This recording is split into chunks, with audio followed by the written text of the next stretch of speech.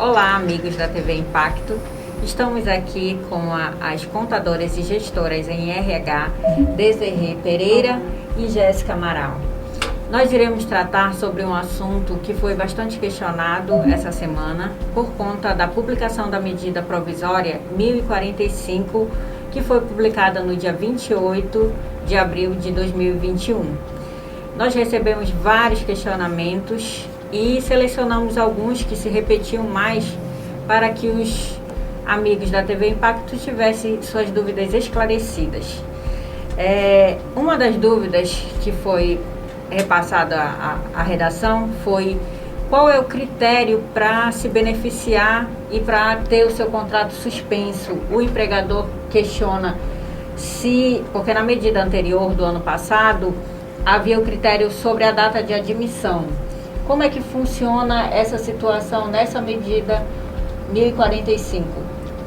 Então, a medida ela veio, para agregar com relacionado à pandemia, tentar aliviar um pouco o empregador, e também permanecer com que os empregados continuem no seu ambiente de trabalho, que eles continuem tendo ali como se manter.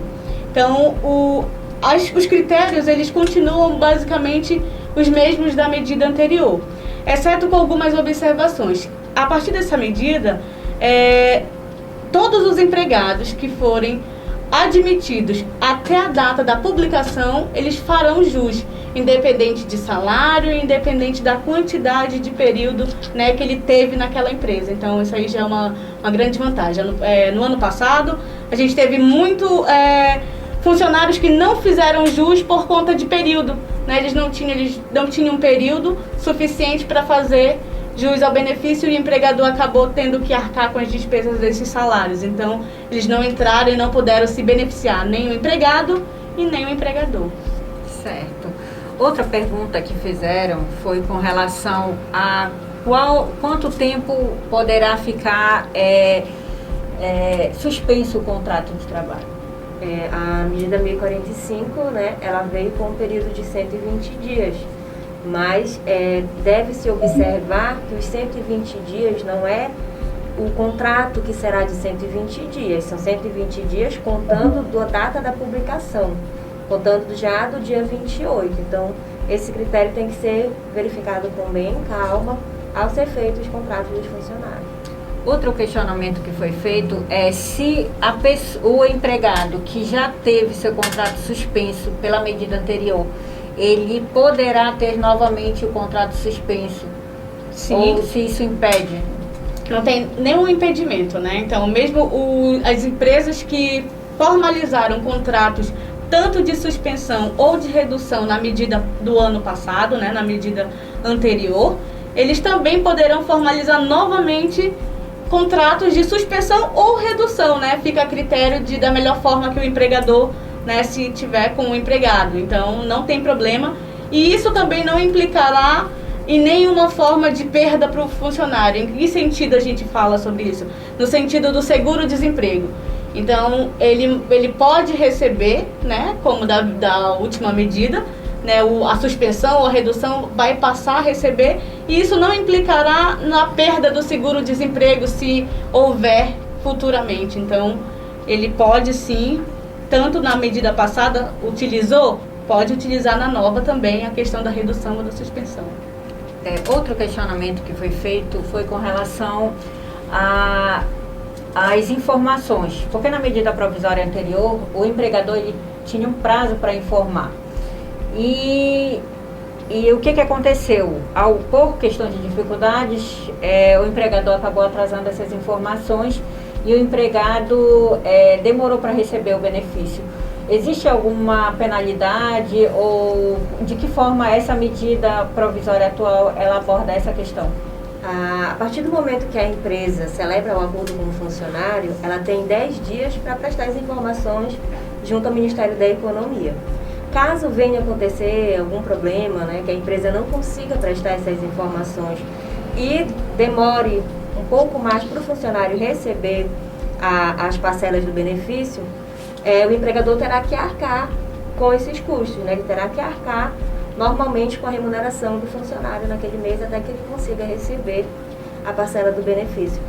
Vale ressaltar que um dos problemas que tivemos na medida anterior é que algumas empresas elas não estavam aptas junto ao E-Social, deixaram de prestar as informações dos funcionários do E-Social, e quando foi para prestar as informações do benefício, os funcionários não constavam na base de dados do Ministério da Economia.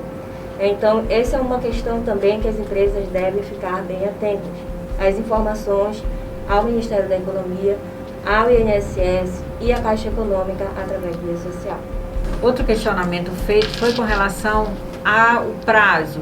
Qual a data que o empregado receberá o benefício? A partir de que data começa a contar esse prazo? Esse foi o questionamento. Uma pergunta que é bem pertinente com relação aos empregados, né? Porque quando a gente fala de recebimento, né, eles já ficam logo apreensivos. Então, a questão do recebimento, ele vai se dar 30 dias após a formalização desse acordo junto ao Ministério da Economia. Então, se o empregador formalizou o contrato do empregado, a gente começa a contar o prazo de 30 dias para que haja o recebimento, né, no final do benefício. E vale ressaltar também que uma modalidade, né, que já vem sendo aplicada anteriormente é com relação às contas, né? Ele vai poder receber tanto em contas digitais ou contas de própria titularidade. Então aí já fica um ponto, né, que o empregado já pode fornecer a sua conta para o empregador, né, para que ele possa receber esse benefício diretamente na sua conta, ou digital, ou titular mesmo de qualquer banco, né, sendo reconhecido. Essa formalização que você falou seria a assinatura do contrato, do acordo? Nesse caso, existem dois momentos, né? Não é a partir da data que eu formalizo a assinatura daquele contrato. Eu faço o comunicado 2 dias, eu chego e comunico o empregado que eu vou reduzir ou vou suspender o contrato dele. E a partir desses 2 dias que eu já comuniquei, eu tenho 10 dias para informar esse contrato junto ao Ministério da Economia.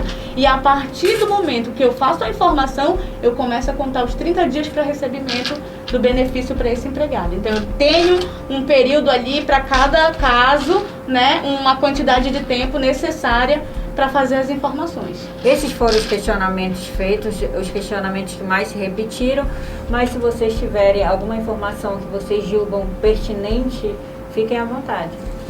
Só um ponto a ser colocado ainda, né, para aquelas empresas que tiveram um faturamento de até 4.800.000 no ano calendário de 2019, vale ressaltar que permanece a questão dos 30% da ajuda compensatória, ou seja, o governo não arcará com todo o valor em relação à suspensão.